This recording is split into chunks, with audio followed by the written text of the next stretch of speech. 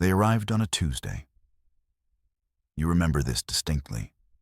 The sky did not burn. The ground did not shake. There was only a sudden, profound quiet. It was a silence that fell over everything, a heavy blanket smothering the world.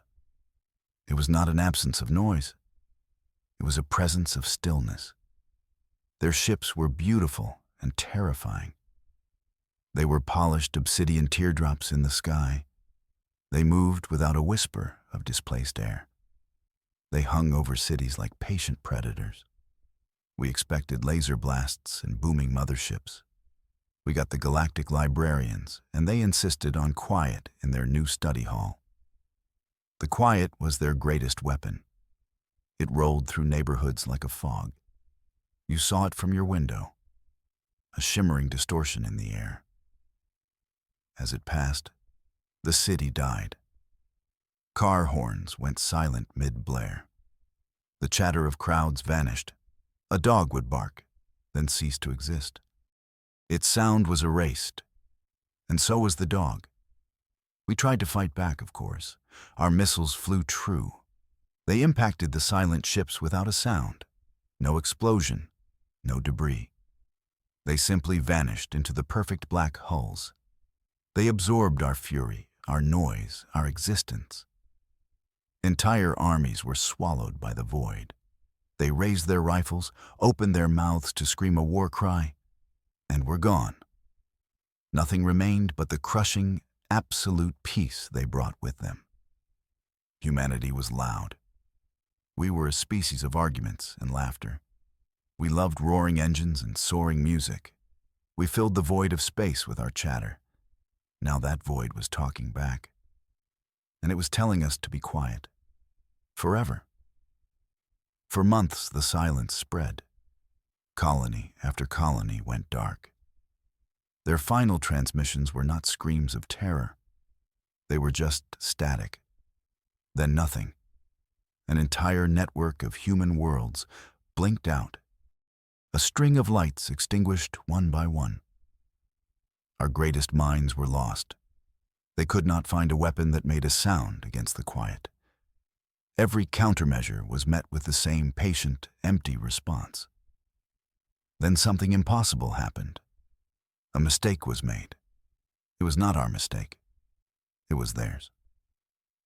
A deep space relay, ancient and forgotten, drifted into their path. It was a relic from the early days of exploration. It was still broadcasting its looped message into the dark. It was playing a song, a silly pop song from the 21st century. The signal was weak, degraded by centuries of travel. It was little more than static and a faint, pulsing rhythm. But when that signal touched their fleet, the universe changed. One of their obsidian ships shuddered. Its smooth surface rippled. The void around it flickered like a dying candle. For the first time, we saw them react. We saw them flinch. Our best analysts descended on the data. They tore the signal apart, bit by digital bit. It was not a weapon. It had no special frequency. It carried no secret destructive code. It was just a song about summer love and driving with the windows down. It was simple. It was repetitive. It was profoundly, outrageously human. And the silent invaders, the masters of the void, could not stand it. The structured harmony, the predictable rhythm, it was poison to them. It was anathema to their perfect sterile quiet. That forgotten pop song became our first weapon. We did not understand why it worked. We only knew that it did.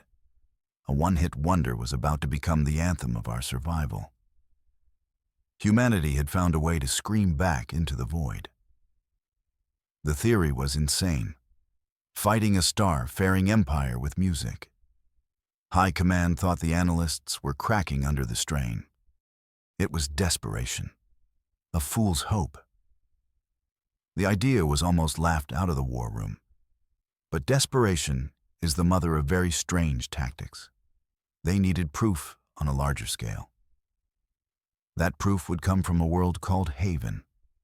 It was the last colony in the Perseus Arm, a small, agricultural world about to be silenced. We could not reach them. We could not save them. But we could send them one last message. We sent them the data. We sent them the song. We sent them the insane, desperate theory. The people of Haven had nothing left to lose. They faced a silent, inevitable end. So they decided to make one last, beautiful noise. They turned their entire world into an instrument. Every speaker, from massive citywide public address systems to tiny handheld comms, was linked. Every broadcast tower was aimed at the sky. They were preparing for their final concert. Our long-range probes watched, helpless. The Obsidian fleet descended. It moved in perfect silent formation. The quiet began to roll across the plains of Haven. The edge of the null field touched the capital city. This was the moment of extinction. This was the end. Then Haven sang. It was not the pop song. It was their own anthem. A simple folk melody composed by the first settlers. It was a song of hope, of planting seeds in new soil. The melody soared into the sky on every frequency they could command. It was a defiant roar of music against the encroaching silence. The effect was immediate and breathtaking. The void field around the planet wavered. It tore like fabric. The lead ship of the enemy fleet, a vessel the size of a mountain, convulsed. Cracks of light, of raw energy, appeared on its black hull. The silence broke. A low, agonizing hum echoed in our sensors. The first sound we ever heard from them. It was the sound of pain. The smaller ships fared even worse. They tumbled out of formation. Some simply fell apart, their systems overloaded by a simple song. The grand, silent fleet was thrown into chaos. They retreated in disarray. They fled from a planet that was singing. Haven was lost. The effort overloaded their power grid, causing catastrophic failure. But their sacrifice was not in vain. They proved it. Sound was our sword. Music was our shield. Their final broadcast became a legend, the anthem of a war we might just win. This is where you came in. Your name was known in every concert hall from Earth to the colonies on Titan. You were a composer, a maestro of the digital age. Your symphonies were woven from light and sound. They were experiences that could make an audience weep. You built worlds with notes. You told stories with harmony. When the war started, you felt useless. Your art was a luxury. It was a beautiful distraction in a world going quiet. What good was a symphony against an enemy that consumed all sound? You watched the news. You saw worlds fall. You tried to compose, but the notes felt hollow. They were empty gestures against the suffocating silence. Then they came for you. 2 officers in stark black uniforms. They stood at the door of your studio. They did not look like men who appreciated a good concerto. Their faces were grim. Their purpose was clear. You thought you were being drafted, another body to throw at the void. You were wrong. They did not want a soldier. They wanted a conductor. They took you to a place that did not exist on any map. A secret base hidden deep within the Kuiper Belt. It was a hollowed-out asteroid, a hive of frantic activity. And in its central cavern, you saw them, the new ships of the human fleet. They were unlike any warship you had ever seen. They had no cannons, no missile tubes. They had massive, intricate structures that looked like the bells of impossible brass instruments. They had arrays that resembled the strings of a cosmic cello. A stern-faced admiral met you. Her name was Eva Rostova. She did not waste time with pleasantries. She took you to a briefing room. The screen lit up with images of the battle at Haven. It showed the enemy ships breaking apart. It showed the waveform of the colony's anthem. "We have a weapon," she said, her voice low and intense, "but we do not know how to use it. We are soldiers. We think in terms of ballistics and energy yields." She turned to you. Her eyes were searching, desperate. "We need an artist. We need someone who understands structure, harmony, and dissonance." She pointed to the screen. "Your new job, Maestro, is to compose our counterattack. You will write the music that wins this war." It was the strangest commission you had ever received. Your training was a strange blend of art and physics. You spent your mornings with acoustical engineers. You spent your afternoons with veteran starship commanders. You learned that the enemy's technology was based on phase harmonics. Their ships, their very existence, operated in a state of perfect, ordered resonance. They were a single, pure note. Our old weapons were just noise, random, chaotic energy. Their shields absorbed it easily. But structured sound, music, was different. A sustained, harmonious chord could introduce sympathetic vibrations. It could disrupt their shields. Dissonance, a clashing, jarring interval, could create feedback loops. It could tear their systems apart. You were not just a composer anymore. You were an artillery officer. They gave you a lab. It looked like a recording studio designed by a general. In the center was a console that was both a piano keyboard and a weapons control system. You had a firing range, but instead of targets, there were captured enemy drones. They floated in a vacuum chamber, silent and waiting. Your first lesson was simple. The engineers told you to play a C major chord. You placed your fingers on the keys. You pressed down. A deep, resonant tone filled the chamber, not through the air, but as pure vibration projected from an emitter. The drone's shield shimmered. It held. "Now, add the fifth," an engineer said over the comms. You added the G note. The drone's shield buckled, flickering wildly. "Now, a D sharp." Create a clashing interval. You added the dissonant note. The drone convulsed violently. A crack appeared on its hull. Its internal systems blew out in a silent flash of light. You leaned back, a slow smile spreading across your face. This was a new kind of composition. Every note was a form of ammunition. A simple scale could be a sweeping, strafing run.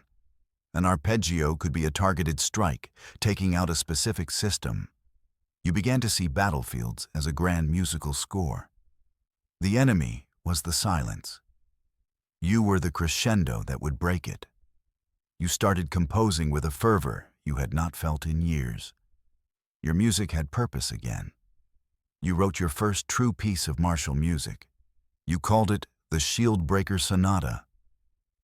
It was aggressive, full of powerful chords and sharp, dissonant attacks. It was designed to shatter their front line. Then you wrote the Engine Stopper Fugue, a complex interwoven piece designed to disable their propulsion. You were forging instruments of war from melody itself. Your concertos would now be played in the heart of battle. A new military branch was formed around you. You were not the only one recruited. They brought in the best musical minds left in human space. There was Jax, a rock drummer from the Martian colonies. His sense of rhythm was inhumanly precise. He could lay down a percussive beat that would modulate enemy shields, making them vulnerable. There was Lena, a jazz pianist who could improvise complex melodies on the fly. Besides, she was perfect for countermeasures and electronic warfare. And there was Kenji, a classical violinist whose precision was legendary. He could translate a solo into a focused beam of sonic energy, a scalpel to carve out a ship's command center. Together, you were the first Symphonic Assault Wing, a name that sounded slightly ridiculous until you saw what you could do. The media back home, what was left of it, had a better name for you. They called you the Cacophony Corps. You were humanity's new hope, a strange orchestra preparing to play the loudest concert in history. Your ship was christened the Nightingale. It was the flagship of the new fleet. From the outside, it looked more like a cathedral than a warship. Its forward section was a massive emitter array, shaped like a sonic bell.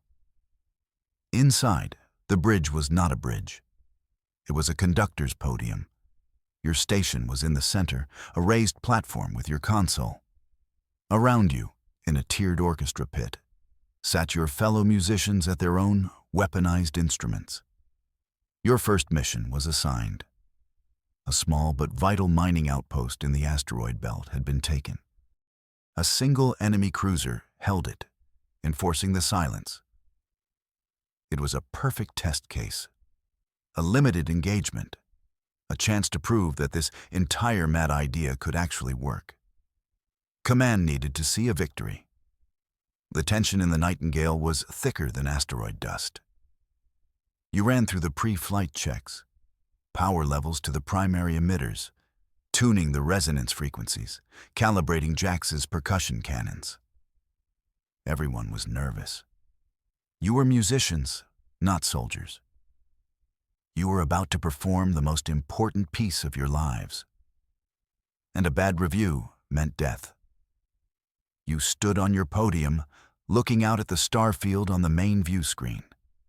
Your sheet music glowed on your console. It was the score for the Shield Breaker Sonata. It looked so normal, just notes on a staff. But you knew each one was a shell. Each crescendo was a barrage. Admiral Rostova's voice came over the comms. Her voice was steady, but you could hear the hope beneath it. Maestro, all ships are in position. The enemy is unaware of our approach. She paused for a beat. You are on. Give them an overture they will never forget. You raised your hands. You looked at your orchestra, the brave musicians of the Cacophony Corps. You gave them a sharp nod. It was time to begin.